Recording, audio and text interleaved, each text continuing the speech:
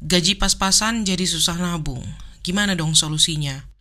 Halo semuanya, di video kali ini aku bakal tunjukin ke kalian gimana caranya menabung meskipun gaji kalian itu kecil.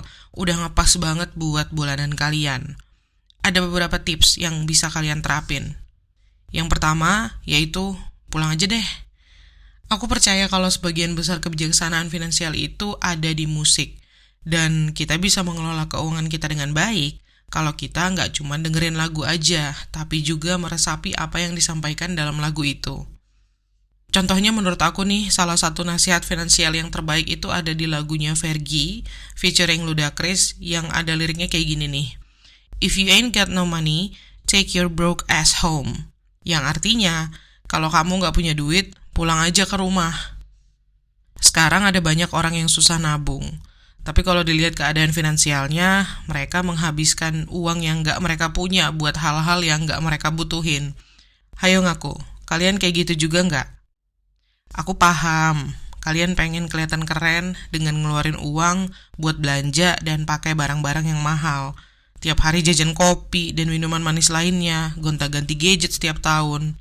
Bahkan mungkin ada yang sampai banyak utang di paylater, pinjol, hanya demi gaya hidup. Padahal mungkin keadaan finansial kalian belum cukup aman, kalian gak punya cukup uang untuk menjaga keuangan kalian. Kalau kalian ngerasa finansial kalian itu gak aman gara-gara sering boros, satu hal yang harus kalian lakuin untuk diri kalian sendiri adalah berhenti ngabisin uang yang gak kalian miliki. Pasti gak enak kan ngerasa gak secure secara finansial. Kalau ada sesuatu atau momen di mana kalian butuh dana cepat, mendadak kendaraan kalian rusak atau tiba-tiba anak butuh biaya buat acara di sekolah misalnya. Pasti kalian pusing kan? Makanya kalau nggak mau kayak gitu terus, kalian harus kerja keras buat mengubah keadaan finansial kalian jadi lebih baik. Kalau kalian nggak punya uang, udah deh pulang aja. Nggak usah ngabisin duit di luar. Tips yang kedua, anggap menabung itu kayak tagihan. Oke, sekarang mari kita bahas tips yang sedikit lebih serius ya. Meskipun tips pulang aja deh yang tadi bukan bercandaan juga sih. Nah, yang namanya nabung itu sebenarnya adalah soal mindset. Kalau dijadiin sebagai prioritas pasti bisa dilakuin. Contohnya, kita semua kan pasti punya tagihan bulanan ya, kayak sewa tempat tinggal, listrik, air, paket data, dan asuransi kesehatan, seenggaknya BPJS lah. Semua tagihan itu bisa kita bayar setiap bulan. Karena kita sadar kita harus spending uang di situ. Kita butuh semua itu. Kita prioritaskan hal itu. Sama halnya dengan menabung. Salah satu cara yang bagus untuk menabung adalah perlakukan kegiatan itu jadi kayak tagihan. Kalian tetapin jumlah tertentu yang bakal kalian sisihkan ke tabungan setiap bulan. Dan kayak semua tagihan yang lain, kalian bayar nabung itu setiap bulan. Jangan skip apalagi bolong. Kalau menabung itu udah jadi prioritas dalam hidup kalian, pasti deh kalian bisa temuin cara buat menabung kayak kalian tahu gimana caranya bayar tagihan-tagihan yang lain. Boro-boro nabung, buat hidup sehari-hari aja udah ngepas karena pendapatan emang udah pas-pasan. Oke, kita lanjut ke langkah berikutnya ya. Tips ketiga, cek seberapa sering kalian ngeluarin uang dan bikin pola itu bisa terprediksi. Mungkin di sini banyak yang penghasilannya nggak tetap atau digaji harian atau mingguan, bukan karyawan tetap, dan semacamnya lah. Jadi aku paham mungkin nggak semua orang bisa mengontrol seberapa banyak pemasukan per bulan. Tapi ada satu yang bisa kita atur, yaitu berapa banyak pengeluaran kita. Dan untuk bisa nabung dengan konsisten, kalian perlu membuat pengeluaran kalian itu jadi bisa terprediksi. Karena kalau kalian bisa prediksi berapa banyak duit yang kalian keluarin setiap bulan, jadinya bakal jauh lebih gampang untuk mengatur uang dan menyisihkan yang bisa ditabung. Nah, ini yang harus kalian lakuin. Catat setiap pengeluaran kalian, sampai yang detail-detail kayak bayar parkir 1.000-2.000 atau tip buat driver ojol. Terus di akhir bulan, totalin deh tuh berapa banyak uang yang kalian keluarin setiap bulan. Lakuin ini selama 3 bulan dan lihat seberapa konsisten kebiasaan pengeluaran kalian itu. Karena mungkin di bulan Juli misalnya pengeluaran kalian itu 5 juta, di Agustus 4,5 juta, terus di September turun lagi jadi 4,2 juta. Nah, kalau kebiasaan pengeluaran kalian kayak gitu, yang nggak konsisten setiap bulan, nominalnya nggak sama setiap bulan, coba kalian analisis kenapa bisa nggak konsisten kayak gitu. Mungkin pengeluaran di Agustus lebih besar karena ada 5 teman kalian yang ulang tahun. Jadi ada pengeluaran ekstra buat kado ulang tahun teman kalian.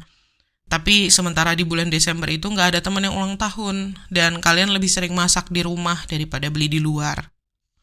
Kalau kalian udah ngeh kenapa pengeluaran kalian itu berubah-berubah setiap bulan, coba bikin pengeluaran kalian jadi lebih konsisten, supaya bisa memprediksi berapa total duit yang kalian keluarin setiap bulan.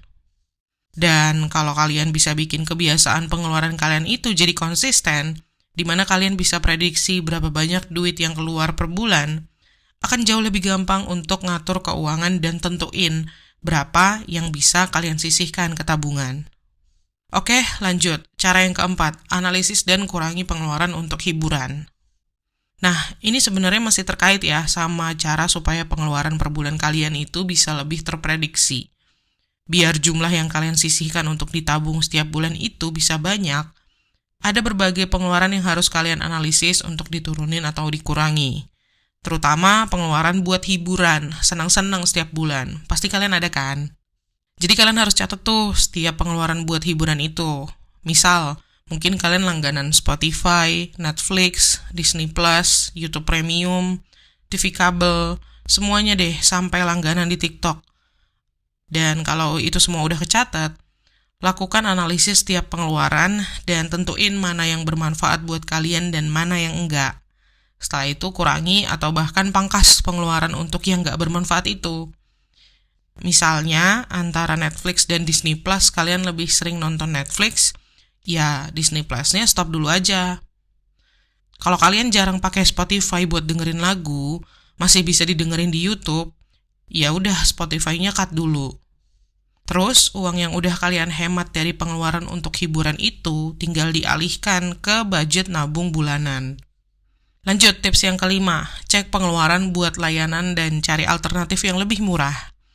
Cara mudah lainnya buat turunin pengeluaran dan menabung lebih banyak yang bisa berpengaruh besar buat keuangan kalian adalah fokus ke pengeluaran layanan yang reguler kalian pakai setiap bulan.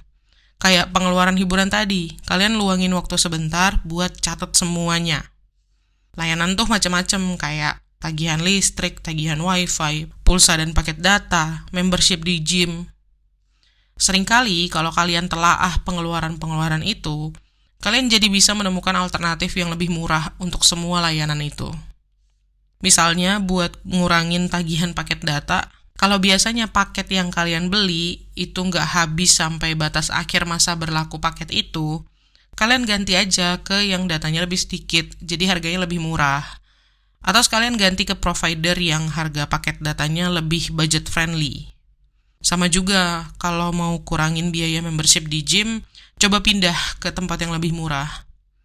Nah, dari semua yang berhasil kalian kurangin, uangnya tinggal digeser deh ke tabungan. Intinya, kalian kudu rajin riset, cari informasi untuk menemukan alternatif layanan reguler yang lebih murah, supaya bisa menabung. Next, tips yang keenam, cek dan turunin pengeluaran untuk transportasi. Biaya transportasi ini tuh biasanya salah satu pengeluaran yang cukup gede ya, apalagi kalau kalian bekerja di luar rumah.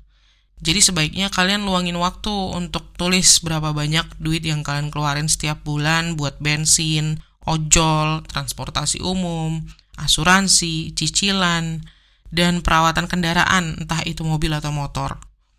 Terus kalian benar-benar analisis setiap pengeluaran ini dan coba cari cara buat turunin atau cari alternatif yang lebih murah.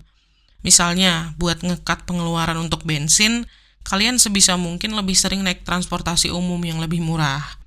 Atau kalian bisa cek-cek, bandingin perusahaan asuransi buat lihat opsi paket yang lebih murah. Atau bisa juga ganti mobil yang lebih murah kalau cicilannya terlalu tinggi. Dan kalian bisa beli kendaraan yang lebih reliable, lebih andal untuk menghindari biaya perawatan yang banyak. Jangan pakai mobil yang suku cadangnya susah dicari misalnya. Dengan begitu, kalian bakal bisa dengan mudah menabung ratusan ribu per bulan. Oke, tips berikutnya. Hidup seperti tahun 99. For your information, Lebih dari 80% audiens menuju kekayaan ini lahir sebelum tahun 99, alias udah usia di atas 25 tahun. Yang artinya, mayoritas dari kalian pasti tahu kan masa-masa dulu di mana orang-orang masih sering keluar rumah buat belanja, bukan belanja dari rumah atau online. Terus juga hiburan masih sederhana, dan paling satu-satunya restoran yang bisa antar pesanan itu cuman pizza doang gitu. Orang zaman dulu tuh ngeluarin uang jauh lebih sedikit kalau dibandingin sama orang zaman sekarang. Karena dulu kan nggak ada yang namanya teknologi fancy kayak belanja online, pesan antar makanan, GoFood, Shopee Food, atau media sosial yang berperan besar dalam menstimulus kita untuk jadi konsumtif. Dan tanpa semua kemajuan ini di zaman dulu, aku rasa saat itu punya ekonomi dan gaya hidup yang biasa-biasa aja tuh terasa sedikit lebih baik. Ya pastinya memang gak sempurna, tapi jauh lebih sedikit godaan dalam hidup.